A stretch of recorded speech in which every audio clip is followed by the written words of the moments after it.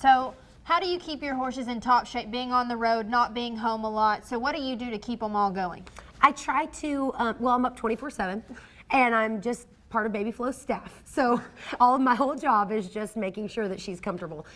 She gets everything, obviously. You know, I try to park my rig really close to my stall so I can have my ProView cameras on her 24/7. Just keeping her relaxed, keeping her part of that home routine. You know, she's always belly deep in shavings and always has the best of everything. So the hardest part about being a barrel racer on the road is rebuilding my barn every time I stop. Like, for instance, I'm headed to Utah.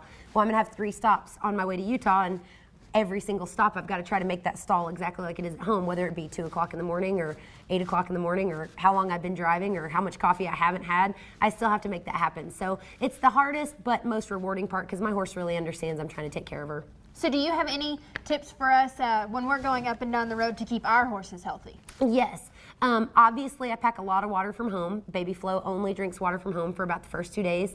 She only drinks out of a light colored bucket, which is really bizarre, and I think a lot of people ought to try. A lot of my futurity colts won't drink out of a dark bucket. So when you get on the road, some of them just won't do that.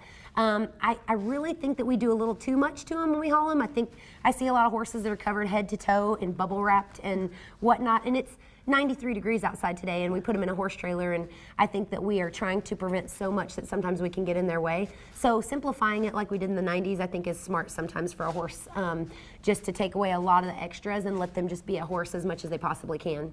Okay, so do you, when you stop, do you let her out and let her be a horse, or do you keep her in a stall most of the time? My mare hates being turned out. She likes a box stall. She likes to be in really tight quarters. And the trailer is kind of like a kennel for her. Like, she appreciates it. She doesn't even like to stand tied out next to the trailer. So she likes her fan on her and in the shade and, you know, knee deep in shavings. So when I get to a rodeo, she stays in the trailer until 5 minutes before I